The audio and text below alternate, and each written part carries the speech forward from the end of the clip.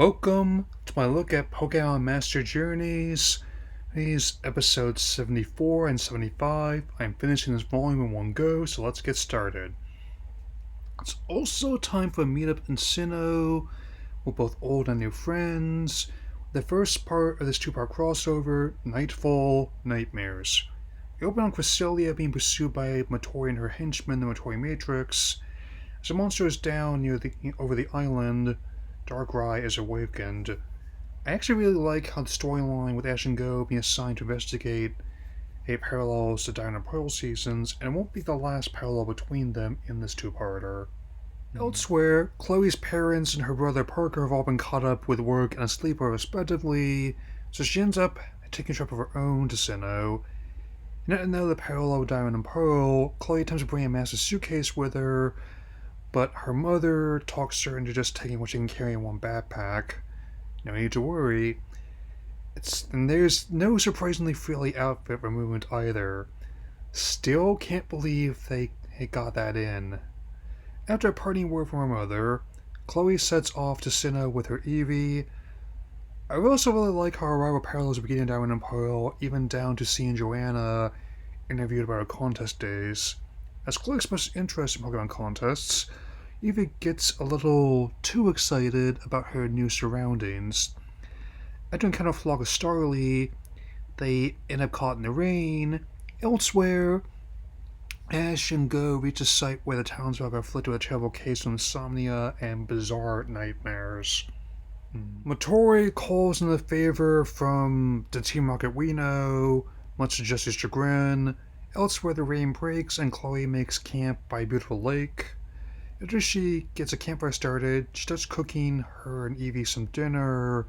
However, familiar Piplup falls face first into her stew, followed by the first several appearances of Dawn in this anime. No need to worry. Always go when the game promotions work with the story rather than against it. Chloe and Dawn hit it off.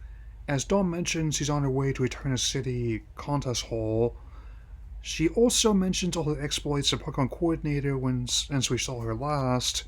We'll touch on those more in a bit. As she got stricken with a nightmare where their lab has been corrupted by Cerise and a new chapter Team Rocket, allowing them to find Darkrai as a culprit.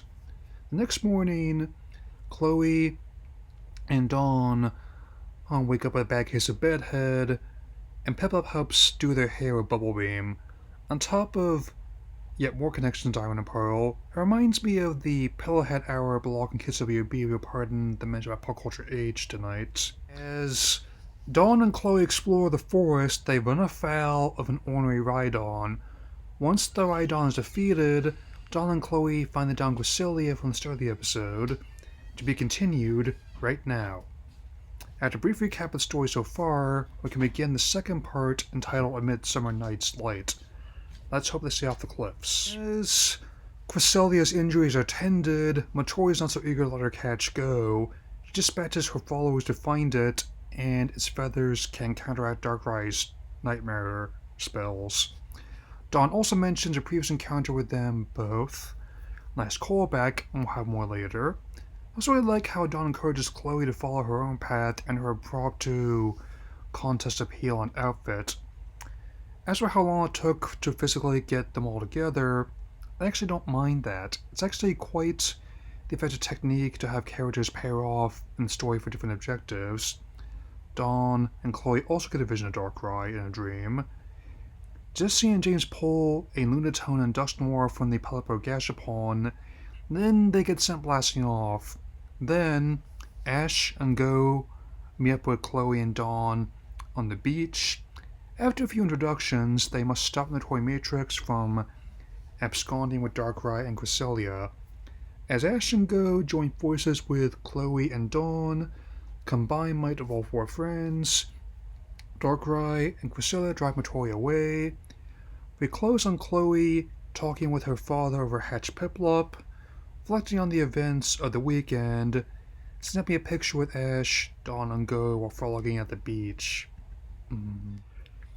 With this being the end of the second volume Master Journeys, it's actually a great two-part story and crossover Diamond and Pearl. Won't be the last time Sinnoh and its characters make a return, count on that. With this, I finally finished Volume 2 of Pokemon Master Journeys and can start the next one soon. That'll be all for now, and take care, no need to worry.